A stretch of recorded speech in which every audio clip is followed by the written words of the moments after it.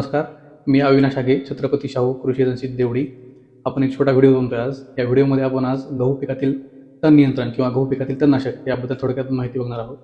तर सुरुवातीला आपण गहू पिकामध्ये तणनाशक मारत असताना काही खबरदारी घेणं गरजेचं आहे, याची आपण माहिती बघणार आहोत. तर त्यामध्ये स्टार्टिंगला साधारणतः तणनाशक वापरत असताना गहू पिकाचे वय साधारणपणे पेरणीपासून 21 ते 30 दिवस असायला हवे.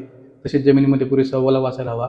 आणि गहू पिकामध्ये आपण तणनाशक मारतोय तर त्या तणांचं वय साधारणपणे 2 ते 3 पानं ही अवस्था असायला हवी.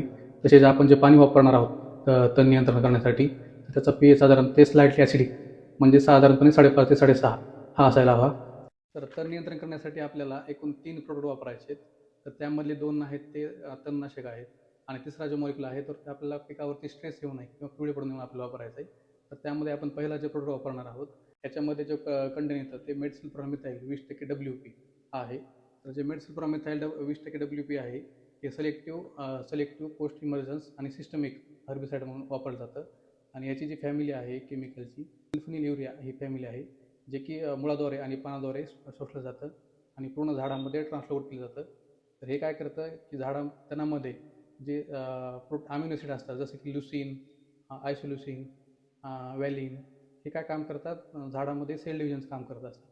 तर हे सेल डिव्हिजन होऊ देत नाही. त्यामुळे परिणामी सेल डिव्हिजन न झाल्यामुळं ते तणामध्ये जी वाढ आहे ती वाढ थांबली जाते आणि तण हे मरण पावलं जातं. आणि हे आपण पिकावर मारत असताना याचा कोणत्याही साईडच्या पिकावरती विपरीत परिणाम होत नाही. याचा वापर करत असताना आपल्याला 8 ग्रॅम प्रति एकर या प्रमाणामध्ये आपल्याला वापर करायचा आहे.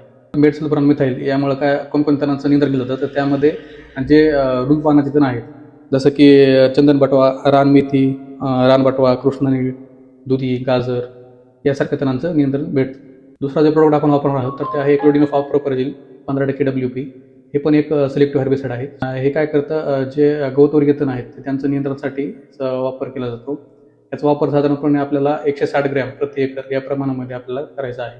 हे काय करतं, झाडामधले फॅटी ॲसिड जे असतात ते की ग्रोथसाठी उपयोगी असतात, तर त्याचं सिंथेसिस झाडामध्ये किंवा तणामध्ये होऊ देत नाही. त्यामुळे तणांचा नियंत्रण भेटतो.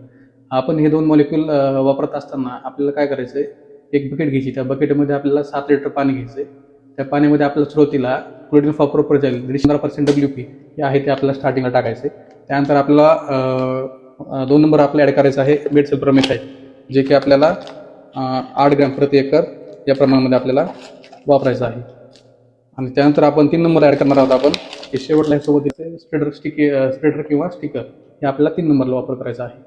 आणि आपलं लास्टचं मॉलिक्यूल आहे किंवा जे प्रोडक्ट आहे आपल्याला सिक्वेल झिंक किंवा स्लेटेड झिंक कोणत्याही कंपनीचं वापरायचं आहे. हे पिकावरती स्ट्रेस किंवा पिवळेपणा येऊ देणार नाही.